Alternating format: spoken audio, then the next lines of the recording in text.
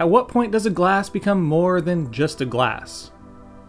I would argue that the answer to that question is when it serves a purpose beyond just something you drink out of. And in the coffee world, it seems like the company Kruve has kind of cornered that market.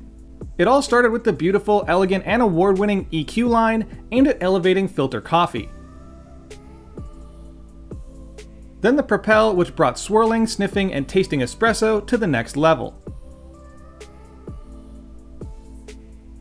And now they've finally stepped into the milk-based realm with their new line called Imagine.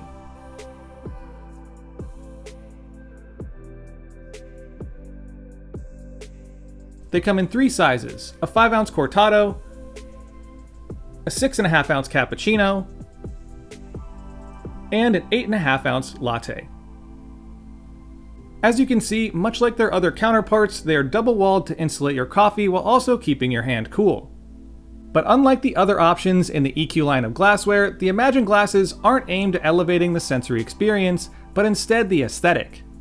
Of course, they look very sleek, and the wide mouth creates a great canvas for latte art, but what makes them geared more towards milk-based drinks is their internal shape, known as the parabolic slope. This is a latte artist's best friend. The slope minimizes turbulence under the surface that could potentially disrupt and wash out your crema, and it also assists in the overall flow of your pour, and just general fluid dynamics. But there are a couple downsides to these glasses. For one, the base being larger or wider than the top makes them somewhat awkward to hold.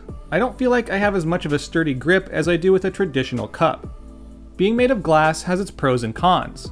Of course, it looks great, but for one, it collects fingerprints and water spots like nobody's business. And it also feels super fragile and slightly slippery, which is a bit of a scary combo. Yet, if durability is your top priority or #1 concern, it's pretty likely that double-wall glassware isn't for you.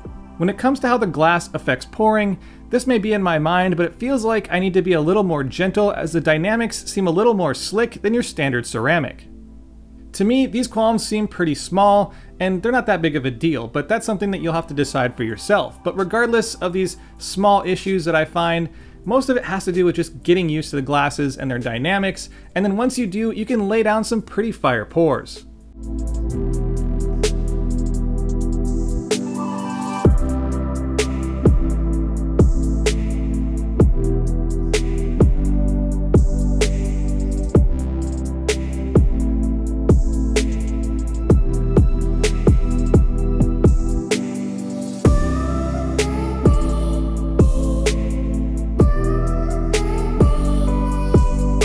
And with all that said and poured, it's time I wrap this one up. Let me know if you have any questions about these glasses, latte art, or anything coffee related in general. Drop them in the comment section down below, and as always, I'll see y'all next week.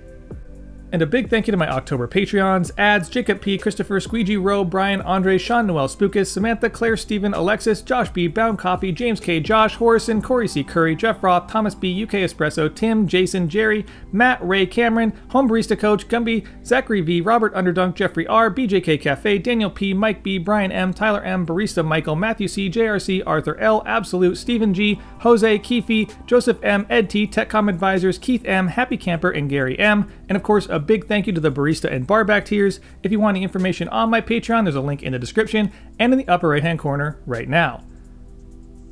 And of course, thank you for watching. Don't forget to like, share, and subscribe. Hit that little bell button for notifications of new videos posted every Friday. Follow my Instagram at Sprometheus for content throughout the week, my blog at Sprometheus.com, my coffee at littlegiant.coffee, and as always, stay caffeinated. Ponyboy